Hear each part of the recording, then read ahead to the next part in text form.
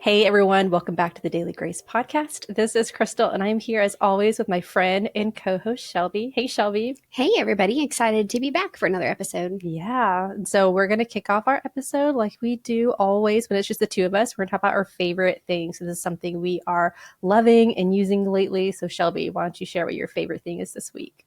Well, okay, I'm going to share my favorite thing, but we were talking about our favorite things before we started recording, and I discovered that I have two favorite things. Oh. And so, okay, the first one is an outlet timer. It's like this tiny box that I plug into my outlet, and I can choose on there how long I want power to go to whatever I plug in. So I use this like for my straightener or my curling iron. I used to have straighteners and curling irons that turned off on their own. Now I buy the cheap ones that don't do that. And so this just be sure that when I leave the house, I know it's going to turn off, even if I didn't remember to turn it off. But I was telling you how I found out about this outlet timer, and it's through an Instagram account called the Levin Sisters, and they share affordable Amazon finds that are just like everyday helpful tools. And I was shocked that you had not heard. I don't even know how you spell that. Levin Sisters. Yeah, like Lovin Sisters. Yeah. And it's because they're Amazon Levin, okay? And they're sisters. So outlet timer, amazing. Great. Also, at Levin Sisters on Instagram. It's something I've probably seen, like I've probably seen reels of it, but it's not something I was familiar with, but it sounds dangerous though. It is. I will admit that. Sometimes I have to be like, you need to click off this page. This is not in your budget. But what about you, Krystal? What's your favorite thing? Yeah, I was going to say this actually works out well because my favorite thing came from Amazon, though they sell it through their website. And this is a shameless plug for our YouTube channel and our video podcasts. You may not know that we do video podcasts for each of our episodes, and this is going to be a visual favorite thing. So this has come from my desire to not spend as much money out getting Starbucks and just coffee while I'm out and about. And so I'm making my own coffee at home. So far, so good. But I got this thing. It's called a Javasok. It is a cozy sleeve that goes on the outside of your coffee cup, and it's for iced coffee, which is so nice. So then the condensation doesn't get on your hand, and it's cute. It looks a little bit like rifle paper. Oh yeah, it's a super like cute the print is like this floral. Yeah. They have all kinds. They have it for hot drinks and cold drinks. And here's what's cool: they have different sizes. And when you go on their website, it'll show you like this will hold a Starbucks grande, or this will hold a venti, or this will hold like a McDonald's medium, or wherever you get your coffee. It tells you all the different sizes, so you know what you're getting. And it was only like $10 or $15, and it's so cute. And on like day 5 of making my coffee at home, so we'll see how long that lasts. I love it. It's adorable. It's making our little podcast space feel happy right now. It really is. It kind of matches with all the colors. So. All right. Well, in this series that we are doing, we have a few interviews. We also have a few that's just the two of us. We're talking through different emotions that we feel in life situations that happen to us. And so our hope is that as we go through this series, that each episode is going to help us to really identify the ways that we are experiencing these emotions and then work through them in a Christ-honoring way. I think emotions can often alert us as to how we're processing a situation. I went through a situation recently where I felt like I was processing it well. I was a couple days after a really hard situation. I was like, I think I'm doing okay. But my emotions under the surface were kind of alerting me like, hey, I don't think I've really slowed down to really process this well. So we want them to alert us when we have it processed well, but they also can't just run the show. So we can't just give into our emotions to dictate how we respond. And so for this week's episode, we're going to talk about what to do when we feel misunderstood. And even when we were talking through this topic, I feel like we initially came at it from very different angles. I struggle a lot with this. I do not like being misunderstood. I work really hard to maybe combat it or avoid it. Or if I feel misunderstood, I'm tempted to defend myself. And it's not always in the most honoring way. But I feel like this was something that didn't quite resonate with you maybe like it did with me. And so I'm excited to talk through this. I think even our listeners are going to come at it from different angles. So Shelby, let's just start off by talking about when we're tempted to struggle with being misunderstood. When do we feel this? Yeah, well, I'll just say too that I totally was like, yeah, I don't think I really struggle with feeling misunderstood. And so as we were thinking about preparing this episode, you were like, yeah, I do. I can handle like Yeah. I'll write this I've got enough episode and like experience. I'll get us started. But then as you were sharing like kind of your notes with me as you're preparing it, I was like, I feel that. Yes, I also feel that. And I was like, okay, I think I actually struggle with feeling misunderstood quite a lot. But to the point of this series, I don't know that I take a lot of time to consider that emotion and actually address it. And so I'm really glad we're having this conversation today. Even if you think this might not apply to you, it might apply more than you think. That's where I'm at today. But okay, so let's talk about when do we feel this? You know, I am a person that cares a lot how people perceive me. Like I spend a great deal of time thinking when I go home, I wonder what that person was thinking when I said that. Like they might not have been thinking something positive in that moment. And so I think this appears a lot in relationships. Obviously, if we feel like someone misunderstands us in a relationship, we think, wow, they might not want to be friends with me. They might not care about me in the same way. Or it just would alter our relationship if they perceive something about me to be true that isn't actually true. And so I think it's huge in relationship. I think another time when feeling misunderstood happens a lot is when we're like in a time of conflict. Like maybe we're having a disagreement with a friend, with a spouse, with a coworker. Tensions are running high. Emotions are running hot. I think that's when assumptions just like run rampant. Both us maybe misunderstanding the other person and the other person misunderstanding us. And so when I kind of think through this, the biggest times when I think I feel misunderstood are like one-on-one in relationships, but also just like those times of conflict where there's just a lot of assumptions being thrown out and people are in disagreement with each other. Yeah, it is one of those things where we're going to feel it to certain degrees in different situations. And some of it might be in reality. Like I actually was very much misunderstood. And some of it might be a perception. We're like, ooh, did they get it? Like, I don't really know if they really understand like my heart behind it. That's typically where I feel like I will go. And then I ruminate and then I start to obsess. I'm like, oh, I should have said this. I should have said that. I think another situation where we feel misunderstood maybe is when we make decisions that are hard to make. There's a lot to weigh and we make the best decision that we can with the information we have. And people aren't going to understand. They're not going to always agree. And that could be with your family. That could be with friends, maybe at church or at work.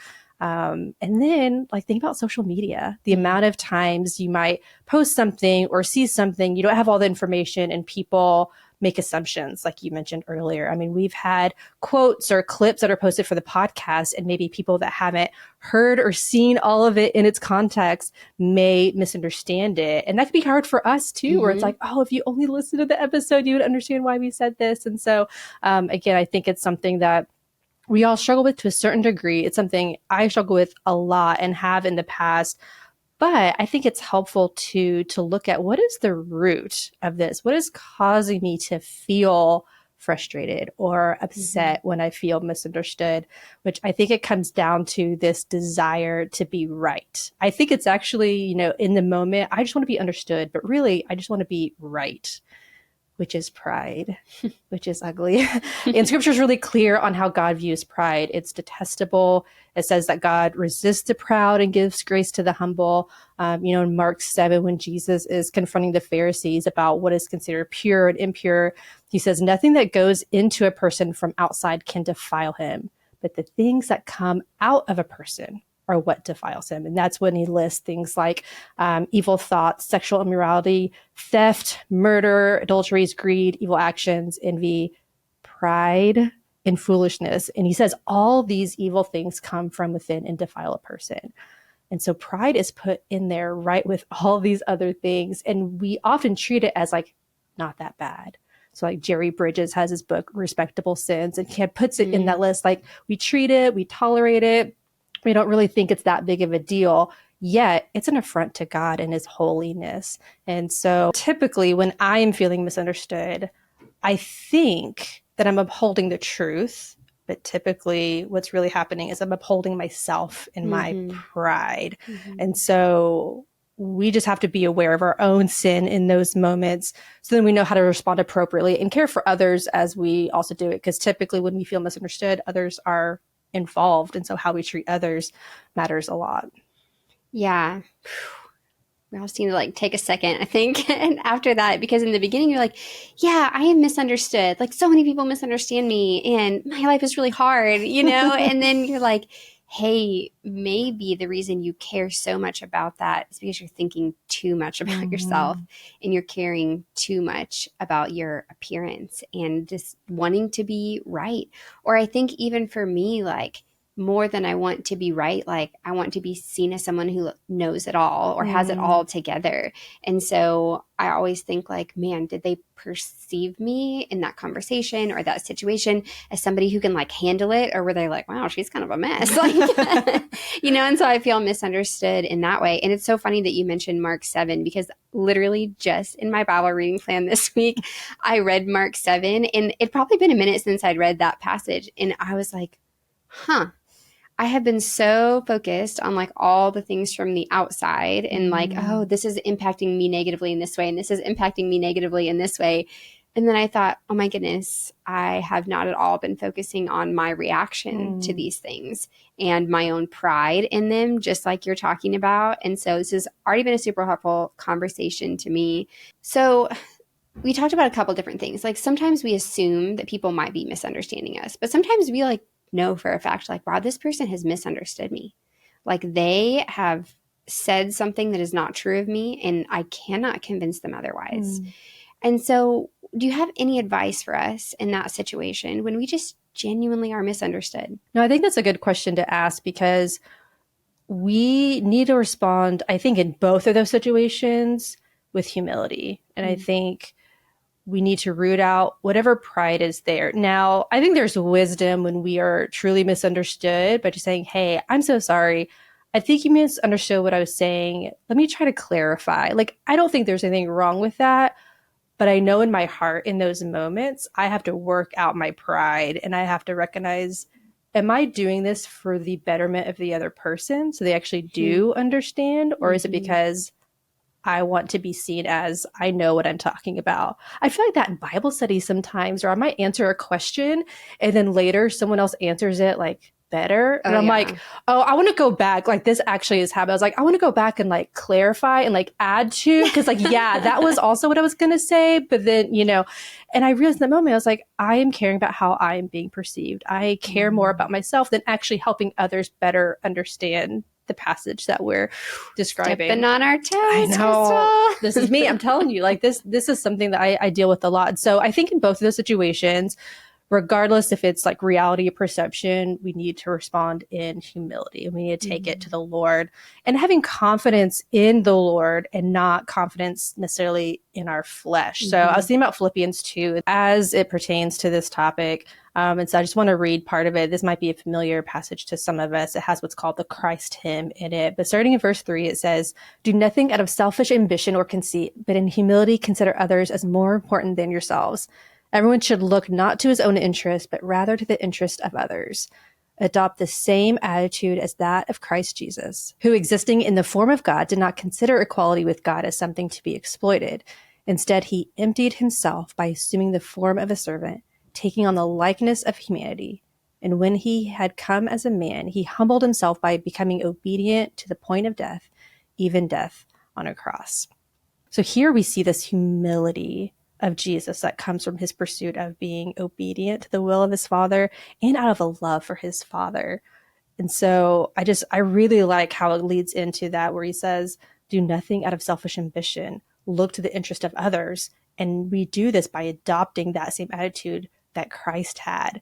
So I think in those moments where we are tempted to look inward, to defend ourselves, to try to make ourselves appear a certain way, we can respond in humility. We can look to the interest of others and consider them as we respond in those moments. But it can be really hard.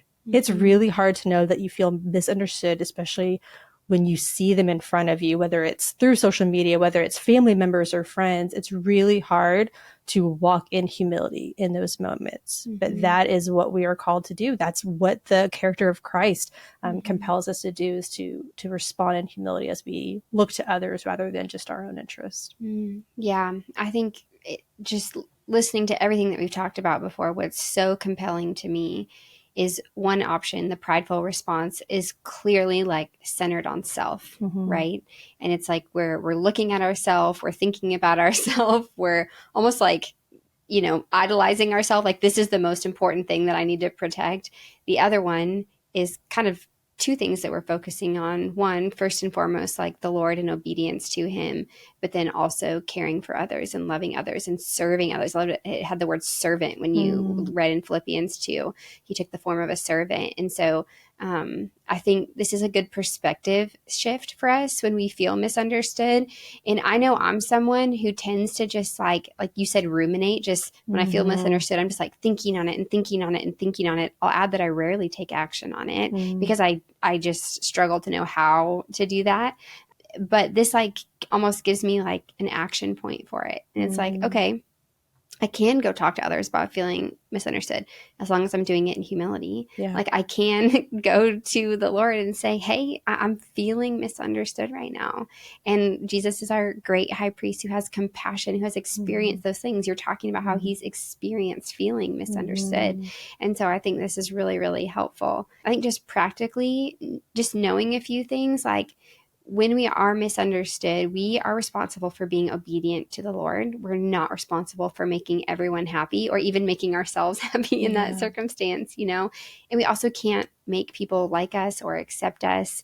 I think sometimes as women, we place that expectation on ourselves that everyone has to like and understand us. Like we don't ever want to be at odds with anyone for any reason. We don't want to feel any tension in any relationship.